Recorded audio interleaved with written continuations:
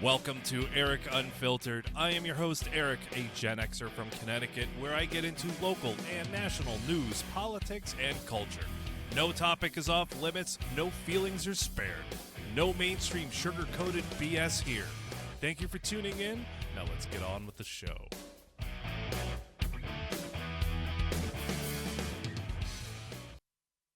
Welcome back, and thank you for tuning in. I hope you're doing well. At least it's Friday, right?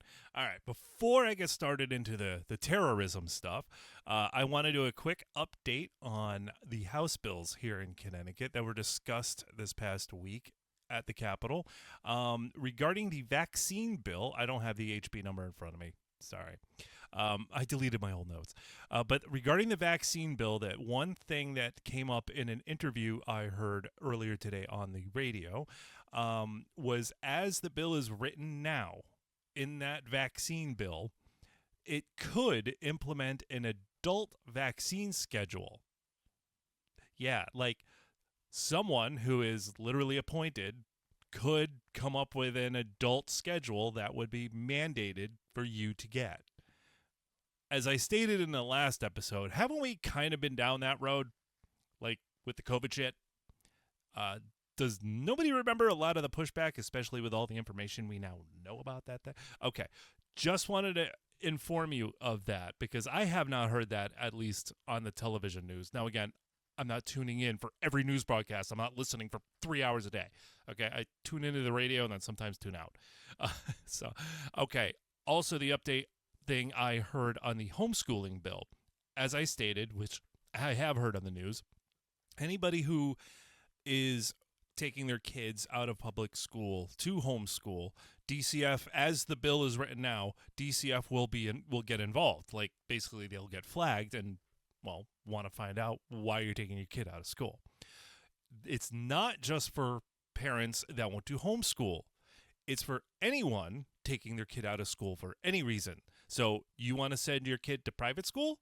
DCF is going to be getting involved. You want to send them to a trade school? Do you want to send them to a religious school, Catholic school, or what have you? Yeah, that's also going to get that red flag triggered. So, again, as the bill is written now, that is, I guess, the pertinent language. So just in case anybody out there was like, well, I'm not going to send my kid to, I'm not going to homeschool them, but you might do what? The state's going to want to know. So just a quick update for you on those draconian crap going on here in Connecticut. Okay, it has been a banner week, and yesterday, Thursday the 12th, was, wow, quite the news day. So I'm going to get into 3 terrorist stories today. It's just going to be a terrorist episode, I guess, hence why I still have our flag up. I should probably put up some more interesting stuff. Maybe. I don't know. What do you want to say? Message me. Anyway, so we're going to get into the first story here. So, all right. Now, per usual, the caveat, I went into Grok, the AI, did a search, used verified data only. This is what it came up with. So, grain of salt, right? Okay. So, in case you were living under a rock and you didn't turn on anything yesterday, then this is going to come as a news flash for you. So on March 12, 2026, a shooting occurred at Old Dominion University, ODU, in Norfolk, Virginia, and Constant Hall, home to the College of Business. The incident took place shortly before 10:49 a.m., how specific, during an ROTC, Reserve Officers Training Corps, class. The gunman, identified by the FBI as 36-year-old Mohammed Jala, I don't care, a former Virginia Army National Guard member and naturalized U.S. citizen originally from Sierra Leone, entered the classroom, inquired if it was an ROTC session, reportedly shouted Allahu Akbar, and opened fire with a handgun. He killed one person, Lieutenant Colonel Brandon Shaw, a retired Army officer and ROTC instructor. Salute to you, sir. 2 other individuals, ROTC students, were wounded and hospitalized, initially in critical condition. Students in the classroom. Students in the classroom, including ROTC members, subdued Mohammed during the attack. Authorities credited their extreme bravery with preventing further casualties. Reports confirmed he was fatally stabbed, not shot, by one or more students and pronounced dead at the scene. The dude brought a gun to a fist fight and lost. That's some badass cadets right there. Medals, all of them. I don't know if they're, just make one up. Freaking awesome. All right, this piece of crap the gun used was a .22 caliber Glock 44 pistol with an obliterated serial number, illegally obtained by Mohammed Jola from a separate individual who has been charged in connection with the sale. So all of those, I haven't heard that last part on the news. So again, AI search, grain of salt. But if that's true, I haven't heard anything about that. So why wouldn't you? Because that would show that the straw purchase laws that are on the books didn't work. Kind of like the murder ones. All right, I had to put this in here because when I heard the soundbite, it was glorious. The way she said it. Dominique Evans, special agent in charge of the FBI's Norfolk field office. You have to hear the soundbite. I wish I had it for you. I'm sorry. I'm trying, man. But her quote was great. I'm going to read it, but I don't do it justice, man. There were students in that room that subdued him and rendered him no longer alive. I don't know how else to say it, but they basically were able to terminate the threat.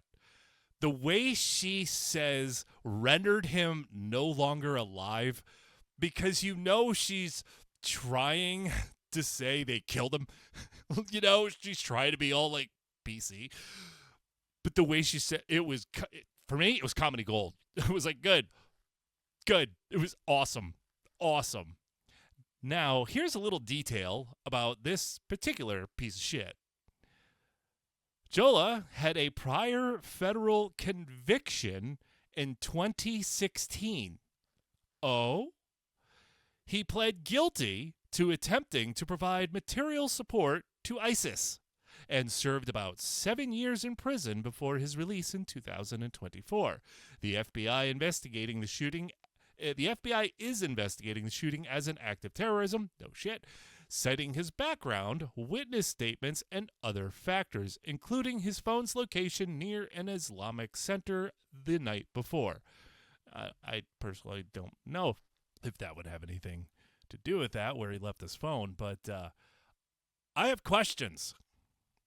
In 2016, this piece of garbage, this traitor, pled guilty to attempting to provide materials to ISIS.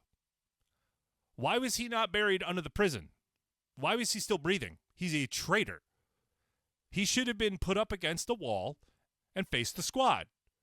He is a traitor.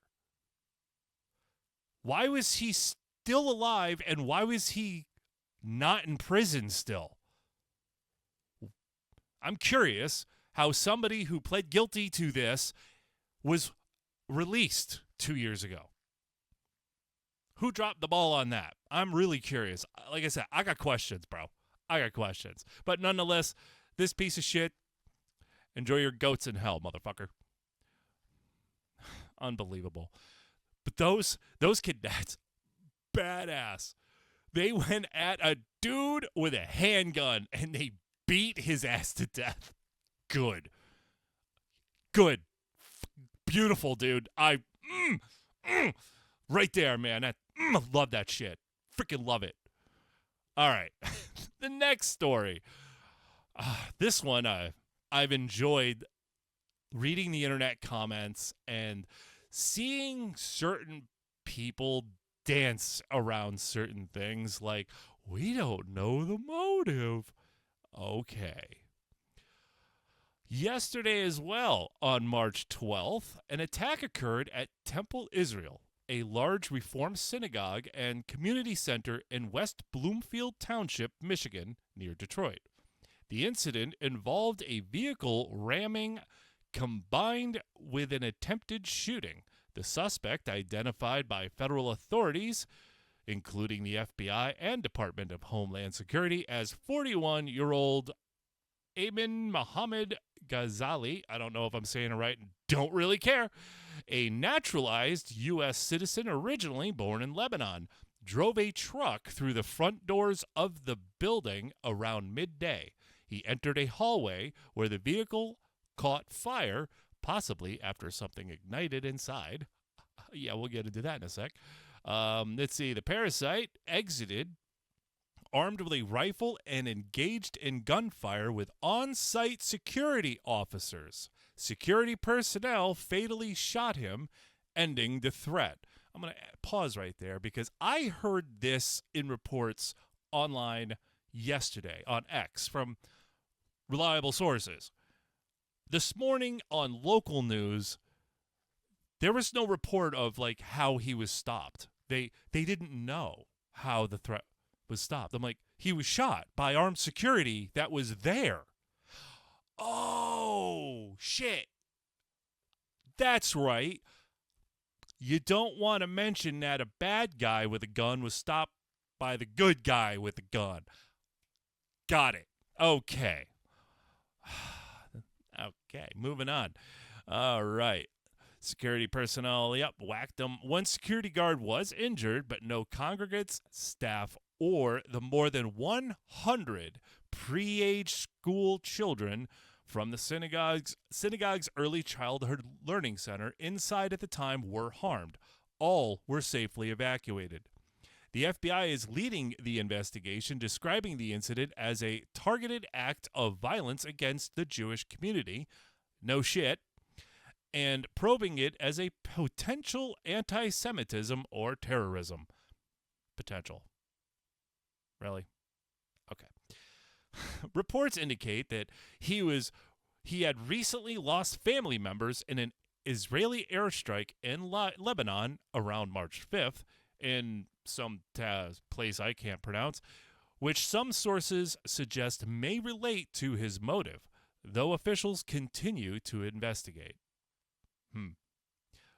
There's a little detail there that was left out. I'll mention it in a few minutes. Additional items like mortar-type explosives or fireworks materials were reportedly found in the vehicle. Yeah, the vehicle was on fire. So one detail that was left out of here, I heard it earlier on the Dana Lash show. She's a hot ticket. She's a spitfire. Oh, man, I love some of her quips. But I had to look it up. Not that I doubted her. She's a professional. But I was like, wait, this is the first time I've heard of this. Okay, obviously this guy has, well, issues. Had. Peace out, bitch. Enjoy your goats. Obviously he had issues, clearly. Nobody wakes up one day and just says, you know what? I'm going to load all sorts of mortar-type explosives into my car and ram it through a door of not just a random building, but specifically where there's only one specific group of people. Yeah, obviously it was targeted attack. The specific details regarding the bombing that he might have been so heartbroken about was the loss of his family members was 2 of his brothers were killed in that strike. Oh, his brothers were part of Hezbollah. Yeah, the terrorist group. Yeah, his brothers are terrorists that Israel blew up. I don't give a shit about the whole Israeli crap. I'm not going down that road. I don't care. The details are, plane went up, dropped bomb, plane originally came from Israel. People that died were his brothers who were in Hezbollah. Okay? I hope he enjoys his goats in hell with his brothers. Don't care. I don't care. Obviously, this was a targeted attack. No shit. He didn't like Jewish people. If anybody has noticed anything in recent years, the Jewish people have taken a lot of heat. There's a lot of anti-Semitism out there. I don't personally understand why. But then again, I don't want somebody going, well, it's because they're... Dude, I have friends of all denominations, of all sorts of stuff. I mean, not extremists, because nobody wants that. But if they're in my circle, they're good people, no matter who they pray to. But that's one thing so many people in this country and the developed world can't wrap their head around, is because, well, you're saying there are people out there that just inherently hate people for whatever reason. Normally in this country, we think of race, skin color, but there are people around the globe that hate others, like vehemently hate them because of who they worship. You can't wrap your head around that because it doesn't make sense to you. It makes sense to other individuals. This guy was originally born in Lebanon. I don't know what his background was. Clearly, his brothers were in Hezbollah. They had certain thoughts. Where they got that from, I don't know. But that ideology doesn't mix quite well around here because we don't think like that. But did you guys not see the crap that was going on college campuses a few years ago? When, after Israel struck back after, what was it, October 6th? 7th? I'm sorry. Did you not see all that shit? There was an awful lot of people, there was an awful lot of Jewish students that were like being assaulted, being forced or not being allowed to go to class, threatened. Does nobody remember this? I remember this. Pepperidge Farms remembers this. This comes as a surprise to people. And there's, Gretchen Whitmer out there like, well, this was an attack of No shit, Sherlock. No shit. You know where this guy lives? Dearborn, Michigan. Or lived. He lives in hell now. He lived in Dearborn, Michigan. If you don't know anything about Dearborn, Michigan, look it up. That's all I'm going to say. That's all I'm going to say. All right, the third one, this third story, happened this past weekend. I wanted to let the dust settle on this one because there was a lot of stupid shit being said around this one.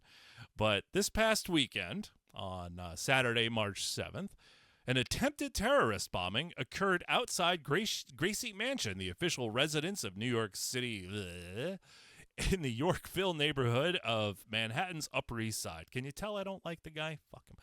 The incident unfolded amid dueling protests, an anti-Muslim rally organized by far-right activist Jake Lang. Unbelievable. Titled, this is how Grok wrote this. I'm going to read it verbatim because that AI scours the internet. So, titled something along the lines of "Stop the Islamic Takeover of New York City." This is what the search came up with, man.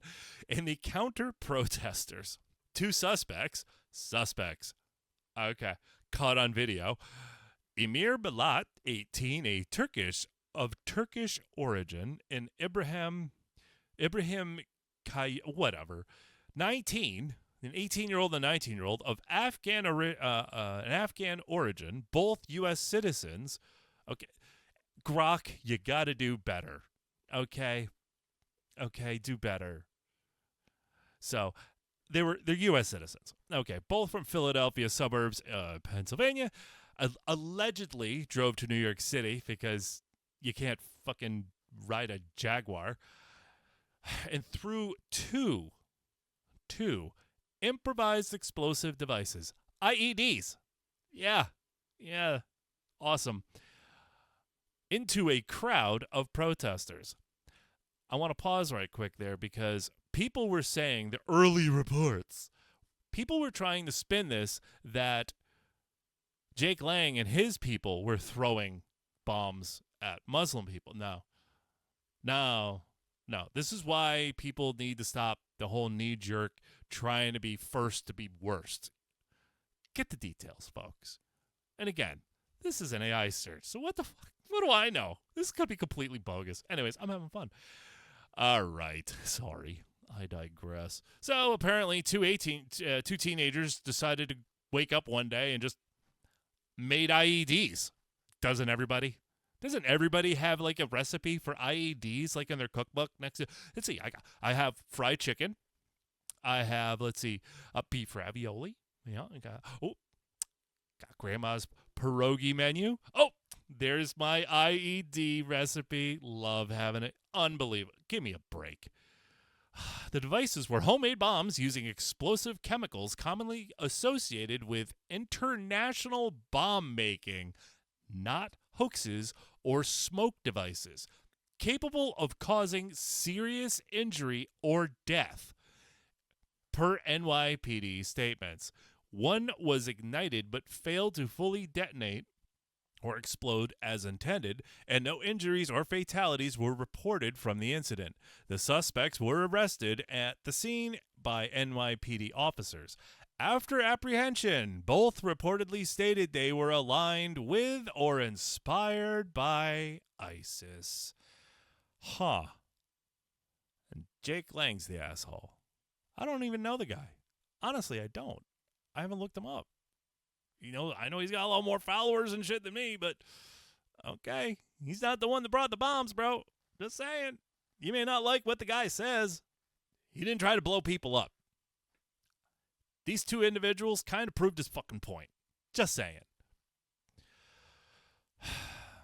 The NYPD and the FBI are investigating it as an act of ISIS-inspired terrorism. Really. And a planned attack motivated by extremist ideology in support of a foreign terrorist organization. Yeah, no shit. They're facing all sorts of charges. All right, the suspects were arraigned, blah, blah, blah. Now, if you follow me on social media, you should. I'm on X over at Eric Not Sorry, on Facebook at Eric Unfiltered Podcast. I'm way more funnier on X because I can get away with more shit. But CNN posted this on X and had to take it down because, and if you follow me on socials, you'll see I posted, if you still watch CNN, you're retarded. And here's why. Well, many reasons why. CNN posted this and had to take this down. Okay, what I just read to you should alarm you. Okay, so two teenagers of some ideological beliefs thought it would be A-okay to blow people up. Okay, that's what happened that day. Okay, sure. Different thoughts of view. Okay, I don't like that group. They say, up, and that group says down. Okay, fine.